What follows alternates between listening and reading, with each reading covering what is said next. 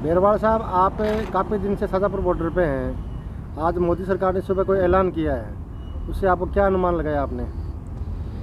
आज 19 नवंबर को सुबह 9 बजे भारत के वज़ीर आज़म नरेंद्र मोदी ने किसानों के तीनों कानूनों को वापस लेने की घोषणा की है।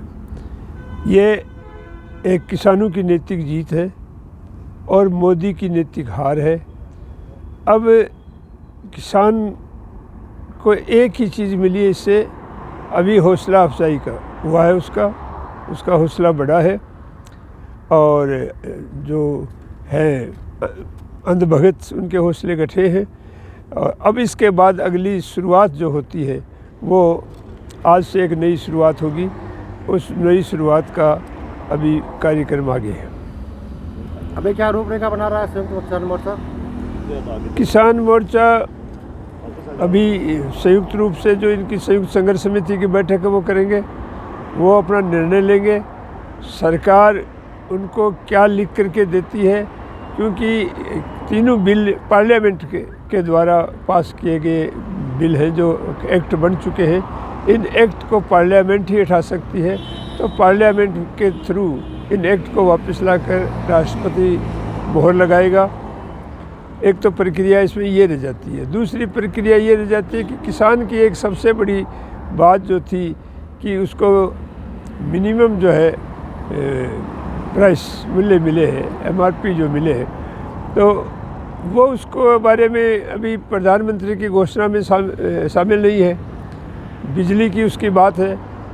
अभी जो इन आंदोलनों के दौरान में जो 750 के करीब किसान शहीद हुए हैं, जिनको हम नमन करते हैं, और सांझा खेड़ा बॉर्डर के ऊपर सभी लोगों ने सुबह पहले शहीद स्मारक के ऊपर अपना कार्यक्रम रख के उनको बात आपकी कहने की यही है नमन किया। आपको भारत देश के प्रधानमंत्री की बातों पे विश्वास नहीं है? नहीं, ऐसी बात नहीं है।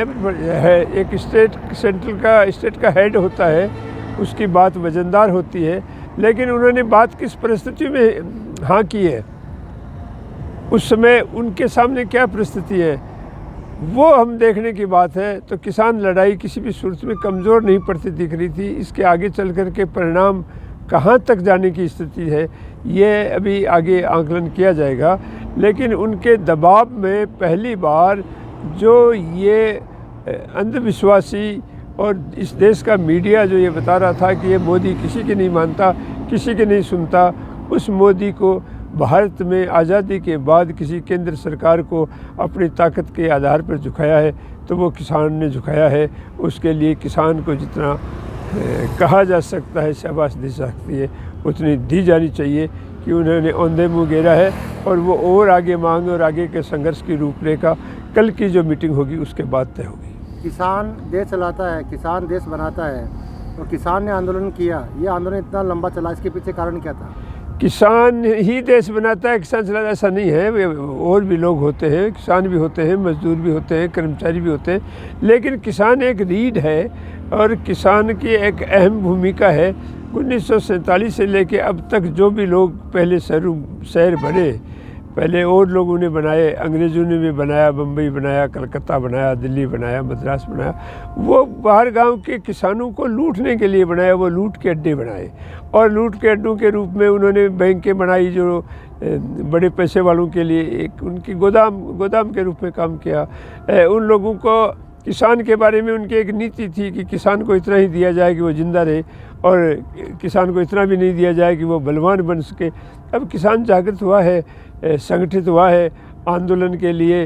वो 47 वर्ष बाद सड़कों पर आया है। आकर के 359 दिन तक वो लगातार सड़कों के ऊपर रहा है, सारे बॉर्डरों पर वो रहा है।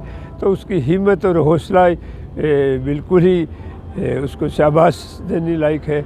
और उन्होंने जैसे ही मोदी को नैतिक हराया है, वैसे ही मोदी को ये भौतिक भी हराएंगे, इसमें कोई दुरा नहीं। और आगे का क्या माहौल है?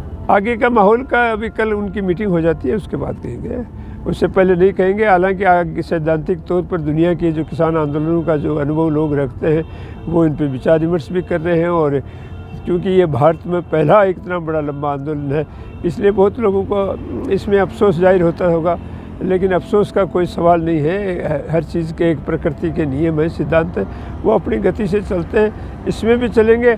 अभी परिस्थितियाँ किसानों के माफिक हैं, सहयोग उनके माफिक है। इस सूरत के अंदर वो केंद्र सरकार को निश्चित तौर पर पूर्ण डिफीट देंगे।